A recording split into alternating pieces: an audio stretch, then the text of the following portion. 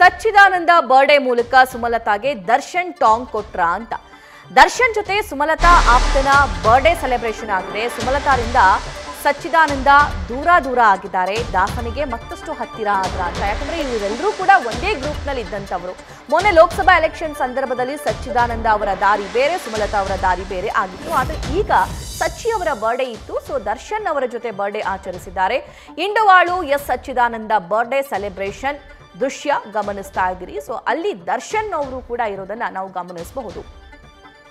ಇನ್ನು ಮಂಡ್ಯ ಬಿಜೆಪಿ ಮುಖಂಡ ಇಂಡುವಾಳು ಎಸ್ ಸಚ್ಚಿದಾನಂದ ಅವರು ಅಂಬರೀಶ್ ಕುಟುಂಬಕ್ಕೆ ತುಂಬಾನೇ ಆಪ್ತರಾಗಿದ್ರು. ಸ್ಪೆಷಲಿ ಸುಮಲತಾ ಅವರು ಫಸ್ಟ್ ಟೈಮ್ ಕಂಟೆಸ್ಟ್ ಮಾಡಿದಂತಹ ಸಂದರ್ಭದಲ್ಲಂತೂ ಸುಮಲತಾ ಅವರ ಈ ರಾಜಕೀಯ ವ್ಯವಹಾರ ಆಗಿರಬಹುದು ಅಥವಾ ಗೈಡೆನ್ಸ್ ಆಗಿರಬಹುದು, ಕಾರ್ಯಕರ್ತರನ್ನ ಸೇರಿಸೋದಾಗಿರಬಹುದು, ಎಲ್ಲವನ್ನೂ ಕೂಡ ಸಚ್ಚಿ ಅವರು ನೋಡ್ಕೊಳ್ತಾ ಇದ್ರು. 2019 ಲೋಕಸಭಾ ಚುನಾವಣೆ ಸಂದರ್ಭದಲ್ಲಿ ಸುಮಲತಾ ಪರ ಪ್ರಚಾರದಲ್ಲೂ ಕೂಡ ಭಾಗಿಯಾಗಿದ್ರು. ಸುಮಲತಾ ಗೆಲುವಿನಲ್ಲಿ ಪ್ರಮುಖ ಪಾತ್ರವನ್ನ ವಹಿಸಿದ್ರು ಸಚ್ಚಿದಾನಂದ.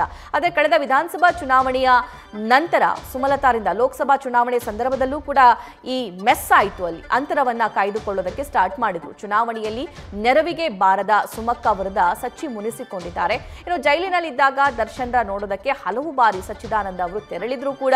ಇನ್ನು ದರ್ಶನ್ ಜೈಲಲ್ಲಿದ್ದಾಗ ಭೇಟಿ ಮಾಡದೆ ಸುಮಲತಾ ಅವರು ನಿರ್ಲಕ್ಷ್ಯವನ್ನ ವಹಿಸಿದ್ರು. ಇದರ ಬಗ್ಗೆ ದರ್ಶನ್ ಬೇಸರ ಕೂಡ ವ್ಯಕ್ತಪಡಿಸಿದ್ರು. ಇತ್ತೀಚೆಗೆ ನಡೆದ ಮೊಮ್ಮಗನ ನಾಮಕರಣಕ್ಕೂ ಕೂಡ ದರ್ಶನ್ ಅವರಿಗೆ ಆಹ್ವಾನ ಹೋಗಿರಲಿಲ್ಲ. ಕಷ್ಟಕ್ಕೆ ಸ್ಪಂದಿಸದ ಅಮ್ಮ ಮಗನ ಅನ್ಫಾಲೋ ಮಾಡಿದ್ರು ದರ್ಶನ್. ಇನ್ನು ಸದ್ಯ ಶೂಟಿಂಗ್ ಸೆಟ್ನಲ್ಲೇ ಸಚ್ಚಿದಾನಂದ ಬರ್ಡೇಯನ್ನ ಆಚರಿಸಿ ಸುಮಲತಾ ಅವರಿಗೆ ಟಾಂಗ್ ಕೊಡುವಂತಹ ಕೆಲಸ ಆಗಿದೆಯಾ ಅಂತ.